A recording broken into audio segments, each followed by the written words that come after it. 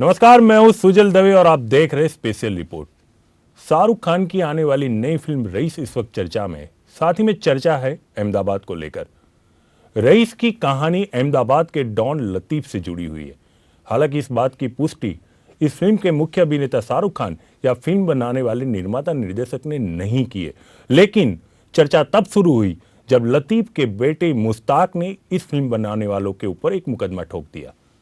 खैर, रईस की कहानी लतीफ से जुड़ी है या नहीं है, इस पर हम चर्चा न करते हुए ये जरूर चर्चा करेंगे कि क्या लतीफ का किरदार इतना दमदार था कि उसके ऊपर फिल्म बनाई जाए। क्या अगर फिल्में हमारी सोसाइटी में चल रही घटनाओं का एक मैसेंजर है, तो क्या ये फिल्में वाकई क्या मैसेज देना चाहती है, इस पे हम चर्चा करेंगे। लेकिन सबसे पहले लतीफ क्या था, ये जानने के लिए मैं आपको एक शख्सियत से रूबरू कराऊंगा। अगर बात डॉन की हो, अंडरवर्ल्ड की हो, तो उसे जानने का बेहतरीन जरिया होता है पुलिस विभाग। पुलिस विभाग की, हमारी गुजरात के पुलिस विभाग की डीजीपी गीता जौहरी, जो कि लतीफ के शासन को तोड़ने में उस वक्त कामयाब रही थी। मैं ज़्यादा पहले न बुझाते हुए सीधा उनसे संवाद करूंगा। मैडम जौहरी, बहुत बहुत स्वागत है आपका। नमस्कार। बात चल रही है लतीफ की। मैं आपसे बिल्कुल ये नहीं जानना चाहता कि लतीफ की कहानी रईस में उतारी गई है कि नहीं उतारी गई। मैं आपकी कोई टिप्पणी भी नहीं चाहता, केवल ये मानकर चल रहा हूं कि रईस की कहानी लतीफ की है।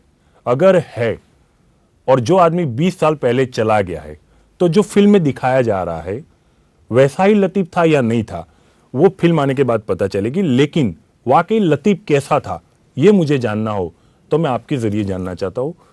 सबसे पहले मैं आपको 20 साल पीछे ले जाता हूं। जब आप अहमदाबाद में पोस्टेड हुई थी, उस वक्त कैसा माहौल था और लतीफ का खौफ कैसा था? जब मैं अहमदाबाद में पोस्ट हुई थी तब डीसीपी जोन 4 में दरियापुर विस्तार था जी। और लतीफ उस विस्तार में रहता था, पोपटियावाड़ करके एरिया में। जब मेरी पोस्टिंग हुई थी तब लतीफ़ ने और उसके गैंग ने एक गुनाह करी थी जिसमें 9 लोगों की मौत हुई। तो उस सिलसिले में जो उस समय के जो डीसीपी थी उनकी बदली हुई और फिर मेरा उनके स्थान पे पोस्टिंग हुआ था जी। तो उस समय लतीफ़ का ये था कि वो दरियापुर में सिर्फ लतीफ़ की ही चलती थी, पुलिस का कुछ वजूद नहीं था। तो मुझे ऐसा बताया गया था, जैसे मैंने चार्ज लिया तब बोले कि ये पर्टिकुलर विस्तार है पोपटियावाड़, इसमें पुलिस जनरली जाती नहीं है, और जाते हैं तो कम्यूनल हो जाएगी या I mean stone pelting and rioting and ऐसे बन सकते हैं। तो इसलिए जनरली पुलिस उसमें जाते नहीं थे। तो ये सिचुएशन था जब मैं चार्ज ली थी वहाँ पर। तो वहाँ पर हर एक चौकी में जो पीएसआई भी थे वो लोग भी यही बोले मुझे, और पीआई भी यही बोले कि हम जनरली यहाँ पर दारू का धंधा चल रहा था फुल फोर्स में, और हम लोग रेड वेड डालने जाते थे अंदर तो काफ़ी माहौल ख़राब हो जाती थी। लतीफ़ में, रईस और लतीफ़ में कंट्रोवर्सी न खड़ी करते हुए, लेकिन अगर फिल्म की माने, जिस तरह के रिव्यू आए फिल्म में क्या है वो तो फिल्म आने के बाद ही पता चलेगा। बहुत अच्छा इंसान था। आप कह रही है कि दरियापुर में पुलिस नहीं जा सकती, लेकिन वो तो लोगों को टिफिन पहुंचाता था, किसी को मेडिकल का हेल्प चाहिए तो पैसे भिजवाता था, अस्पताल भी लोगों को भिजवाता था। मैं कुल मिला के खाली इतना ही कहूँगा कि वो चारवाड़ जो विस्तार है दरियापुर का, वहाँ का वो मसीहा था।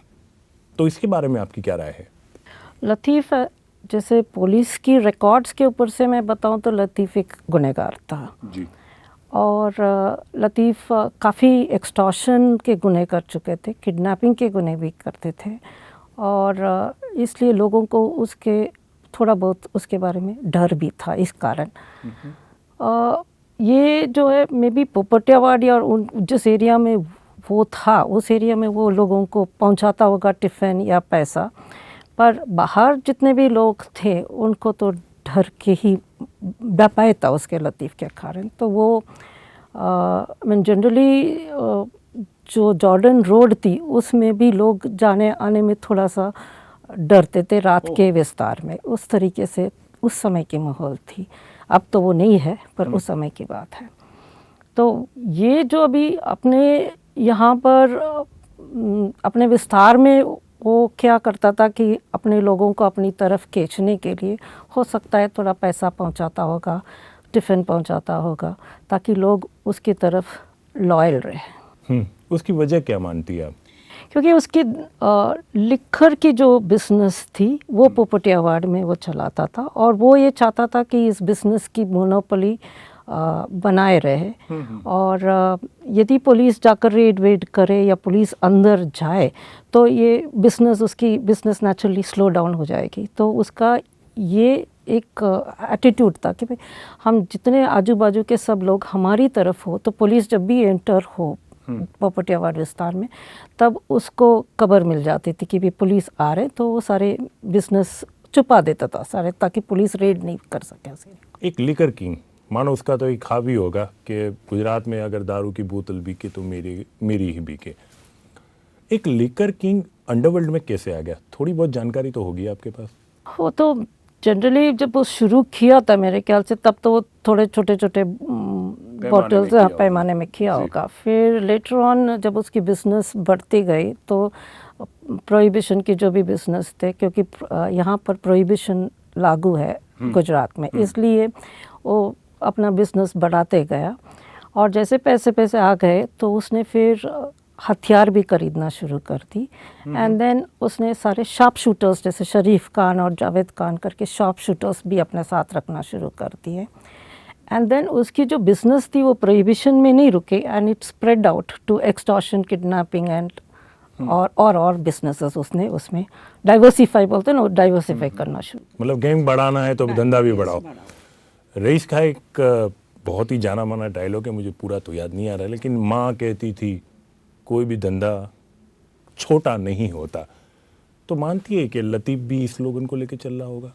ख्याल से उनकी माँ जो पूरी बात नहीं कही होगी उनको, क्योंकि कोई भी धंधा सही है, छोटा बड़ा नहीं होता, ये गांधी जी का भी कहना था। पर धंधा सही होना चाहिए ना, गलत तो नहीं होना चाहिए, और इसका धंधा गलत था। पर मैडम, मैं थोड़ी असहमति आपको दिखाऊंगा। कितने सारे लोगों को टिफ़िन पहुंच रहा है, मेडिकल हेल्प पहुंच रहा है, और आप पुलिस है तो थोड़ा बहुत कह रही है, तो मेरी असहमति थोड़ा कंसिडर करना चाहिए आपको। इसमें उसने जो जिस को टिफ़िन और जिस बच्चों को वो पहुंच रहा होगा पैसे वैसे, ये सब उसके धंधे में भागीदार थे, उपयोग करता था अपने धंधे में। उसका बेसिक प्रोहिबिशन की जो धंधा थी, बॉटल्स की डिलीवरी वगैरह, वो इन बॉयज़ बोलते हैं, छोटे छोटे लड़कों को उपयोग करता था, और उनको ऑटो रिक्शा में बॉटल्स दे करके बाहर बेचता था डिलीवरी के लिए। तो हर एक फैमिली में से 1 या 2 बच्चे जो है वो इन्वॉल्व थे इस बिजनेस में, और जिसके लिए उनको पैसे मिलते होंगे। ओके, तो मतलब उस विस्तार के जो बच्चे थे, या टीनेजर समझ लीजिए, टीनेजर समझ लो, तो उनको प्रोहिबिशन के बिजनेस में वो कैरियर के रूप में यूज़ कर रहा था। हाँ, अगर वो इस तरह से कर रहा है। पर शुरुआत में आपने जो कहा ना, तो आई वॉज शॉकिंग कि जब आपने चार्ज लिया तो पोपटियावाड़ विस्तार जो दरियापुर और लतीफ़ का जो हुकूमत कहा जाता है, उसकी बासाहत थी उस टाइम पे, वो ऐसा मानता होगा। पुलिस का पॉइंट ऑफ व्यू तो आप जाने। तो आपने कहा कि वहाँ पुलिस जा नहीं सकती थी, तो मतलब कैसा माहौल था, क्यों नहीं जा पाते थे आप? बिकॉज जैसे ही हम अंदर जाते थे, एक तो पहले उसके रेड वेड करने के लिए जाते, तो उसने वॉच रखा हुआ था हर एक एंट्री पॉइंट पे, तो तुरंत उसको पता चल जाता था कि पुलिस की एंट्री हो रही है। दूसरी, जैसे पुलिस एंटर करे तो वहाँ के जो भी लोग हैं वो सब स्टोन पेल्टिंग करते थे, एंड इंसिडेंट्स फायरिंग वायरिंग भी कभी हुआ करता था, तो और एसिड फेंकते थे। इसके कारण पुलिस थोड़ा सा अंदर जाने में, अकेले जाने में काफ़ी डरते। तो जब अंदर जाते थे हम लोग एक टीम के रूप में अंदर जाया करते थे। फायरिंग पे याद आया, सब इंस्पेक्टर राणा की भी इसमें कहीं मौत हुई थी। ये वो इंसिडेंट्स अगर आपके ध्यान में हो? राणा जो था वो कालूपुर पुलिस स्टेशन में पोस्टेड था, और मेरा विस्तार तो दरियापुर है। फिर भी वो जब अंदर गए थे अपनी टीम के साथ, तो उसके ऊपर फायरिंग हुई थी बंडेरी पोल में, और उनका मौत हुआ उसमें। लतीफ़ हम तो उस टाइम पे हमारे करियर की शुरुआत थी जब आप लोग मैदान जंग में हुआ करते थे, लेकिन लतीफ़ जब काम कर रहा था या पुलिस के साथ टक्कर लेकर अपना धंधा बढ़ा रहा था, तो कुछ इस तरह की भी बातें आई थी कि वहाँ की जो प्रॉपर्टी है स्पेसिफिकली किसी कम्युनिटी की, मैं नाम न लेते हुए, उन्हें हथियाने के भी आरोप उन पर लगे थे। क्या आपके इस बारे में कोई प्रकाश देंगे? ये उस समय ऐसा एक एक्ट भी आया था जिसमें हम प्रॉपर्टी बेच नहीं सकते। There was a act at that time. तो वो उस समय की बात ऐसी चल रही थी कि उस विस्तार में प्रॉपर्टी लेने की कोशिश थी और कुछ लोगों की प्रॉपर्टी उन्होंने हड़प भी किया था। पर बाद में जब लतीफ़ के ऊपर रेड हुई, ये सब प्रॉब्लम सॉल्व हो गया अपने आप। चर्चा में आपने मुझे बताया था कि वो एक्सटॉर्शन वगैरह में था, मर्डर में भी उसका नाम आए। कोई एक ऐसी घटना मुझे बताइए। मैं मेरे एक महत्वपूर्ण सवाल के ऊपर आना चाहता हूँ, इसलिए मैं आपको ये कह रहा हूँ, तो प्लीज़ इसे खेलिएगा। कोई ऐसी घटना बताइए कि कोई ऐसी हत्या जो लतीफ़ के द्वारा हुई हो और पूरी गुजरात पुलिस को पता चला हो कि गुजरात में एक डॉन खड़ा हो गया और जिसका नाम है अब्दुल लतीफ़। मेरे ख्याल से काफ़ी ऐसे उन्होंने एक्सटॉर्शन और मर्डर किए हैं। There has been series of them. और एक तो कि एक वेजलपुर का एक ज्वेलर का उनको किडनैप करके ले गए, फिर उसके बाद उसको मर्डर करके उसकी बॉडीज़ को पीस करके फिर सैक कोतली में डाल के फेंक दिया। ऐसा सब बातें हैं। इन्वेस्टिगेशन तो कहाँ कौन से लेवल पे गया है एंड व्हाट इज़ द उसमें क्या निकला है, अभी मुझे याद नहीं है उसके बारे में। बट ऐसे काफ़ी इंसिडेंट्स जो हुए हैं जिसमें एफआईआर दर्ज हुए हैं और उसमें लतीफ़ का नाम है। एक तो आपको जरनिया में हथियार के बारे में पता है जिसमें भी उनका नाम है, और 2-3 ऐसे काफ़ी इंसिडेंट। वो जरनिया से जो गुजरात पुलिस ने हथियार बरामद किए थे, वो कुछ AK-47 राइफल्स वगैरह कुछ थे ना, वो कितनी तादाद में थी, कुछ अंदाजा? मुझे बिल्कुल याद नहीं। हाँ, लेकिन हथियार मिले थे। खैर, लतीफ़ के वहाँ घुसना नामुमकिन सा था, बट आप एक पहली पुलिस अफसर है जो उसके किले में भी घुस गई और मेरे ख्याल से वहाँ से ही उसको पैरालाइज करना शुरू कर दिया उसी घटना के बाद। मैं उस घटना पे आना चाहूँगा। वो दिन क्या था और किस तरह से आप अंदर एंट्री लिए थे? इसमें ऐसा था कि लतीफ़ और उसके जो गैंग थे, उनका ये एम था कि हम एक मोनोपोली करें लिकर के बिजनेस को, और जो भी लिकर यहाँ भेजा जाएगा that will be done by वो लतीफ़ के यहाँ से ही होगा। तो इसमें काफ़ी लोग सहमत थे और कुछ लोग सहमत भी नहीं थे। तो उन सबको अपने डायरेक्शन में लाने की इसकी कोशिश थी, अपनी तरफ खींचने की कोशिश थी लतीफ़ की। एक हंसराज त्रिवेदी करके जोन 5 गोमतीपुर विस्तार में एक गैम्बलिंग डेन चला रहे थे। तो वहाँ पर लतीफ़ और उसके गैंग हंसराज त्रिवेदी के साथ उसका मतभेद हुआ। तो वहाँ पर उसकी गैंग शरीफ खान, जावेद और कुछ और लोग गए और उन्होंने आई थिंक तभी AK-47 नया निकला था, तो इनके पास AK-47 का हाथ में आया। तो मेरे ख्याल से जावेद को फायरिंग करना नहीं आ रहा था, तो उसने जावेद शरीफ खान का भाई है। और इनको बंदूक चलाना नहीं आया, तो AK-47 को उन्होंने बस्ट फायर करी और इसमें 9 जितने लोग गुजर गए।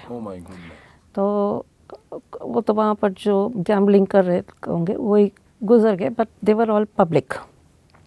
तो उसके बाद थोड़ा सा पब्लिक में हुआ और फिर मेरी पोस्टिंग हुई। तो मैंने चार्ज लिया एस DCP जोन 4 दरियापुर विस्तार में। एक आध महीने तो हम लोगों का एक स्क्वाड बना हुआ था कॉल्ड लतीफ़ स्क्वाड, और उसमें मिस्टर OP माथुर उसके इंचार्ज में थे और हम सब उसमें मेंबर्स थे। और दरियापुर में मैं रोज़ सुबह शाम बैठती थी, because we wanted to get information कि लतीफ़ कहाँ पर है और फिर उसको जाकर पकड़े। तो ऑलमोस्ट 1 महीने के बाद, मेरे पोस्टिंग के 1 महीने के बाद, मुझे ऐसा एक इन्फॉर्मेशन मेरे रीडर चौधरी था, AD चौधरी करके PSI थे, उन्होंने मुझे ऐसा एक इन्फॉर्मेशन दिया कि लतीफ़ और उसकी पूरी गैंग पोपटिया वार्ड में लतीफ़ के घर के सामने बैठे हुए हैं और चर्चा चल रही है वहाँ पर। तो फिर मैं ऊपर गई, मिस्टर माथुर को बताई थी कि ऐसा इन्फो है, बट काफ़ी सारे ऐसे इन्फॉर्मेशंस आया करते थे, कुछ वेरीफाई हो जाते थे और कुछ वेरीफाई करने जाते तो गलत ही निकले थे। तो हमें भी ऐसा लगा कि ये इन्फॉर्मेशन गलत भी हो सकता है, फिर भी वेरीफाई करने जैसा है। तो मैंने इमीडिएटली उनसे 2 डीवाईएसपी की मांगनी करी, एक के जाडेजा और एक एसजी बाठी। तो हम तीनों नीचे मेरे चेंबर में बैठकर हमने प्लान किया, क्योंकि मैं काफ़ी पोपटिया वार्ड में 1 महीने से अंदर जाकर नाइट राउंड करती, रेड करने की कोशिश करती थी, घूमती रहती थी, तो मुझे उसकी टेरेन काफ़ी अच्छी तरह से वाकिफ़ हो गया था। तो इमीडिएटली मुझे सारी एंट्रीज याद रह गए माइंड में, मतलब ज्योग्राफी से वाकिफ या ज्योग्राफी से वाकिफ। तो मैंने तुरंत एक पेपर में ड्रॉ करा कि मुझे पता है पोपटिया वार्ड के अंदर पहुंचने में 3 रास्ते थे, 3 एंट्रीज थे। तो हम वो तीनों एंट्री को कवर करें तो वहाँ से निकलने के लिए इन लोगों को तकलीफ़ होगी, लतीफ़ और उसके गैंग को।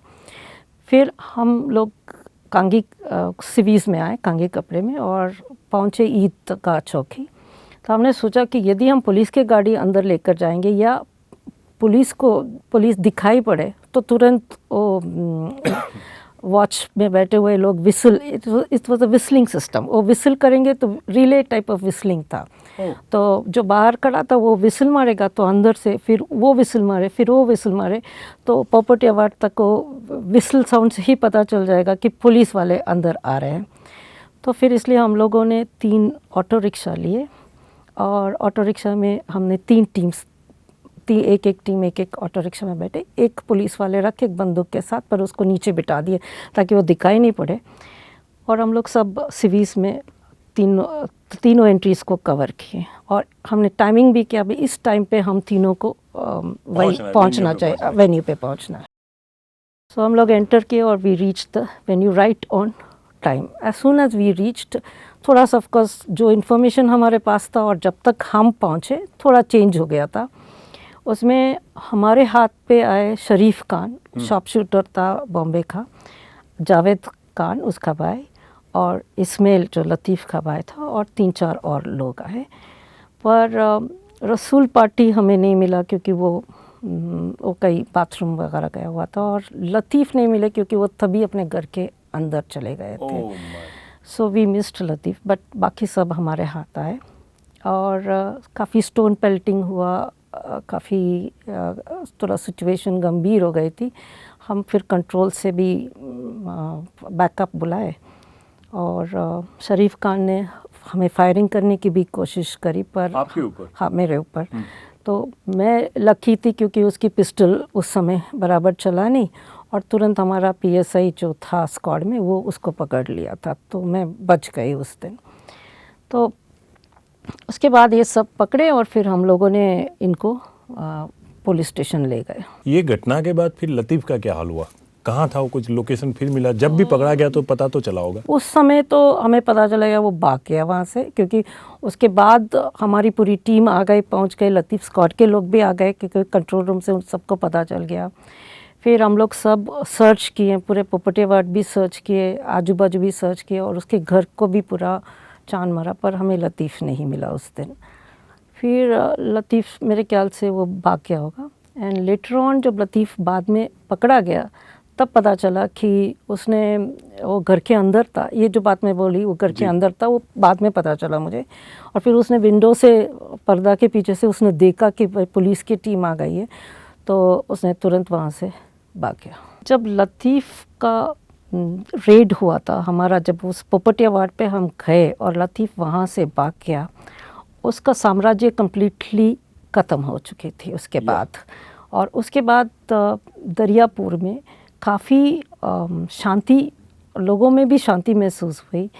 उसके वहाँ पर जितने भी उन्होंने लोगों को और बच्चों को उपयोग किया अपने धंधे में, वो सब उसमें से बाहर निकला है।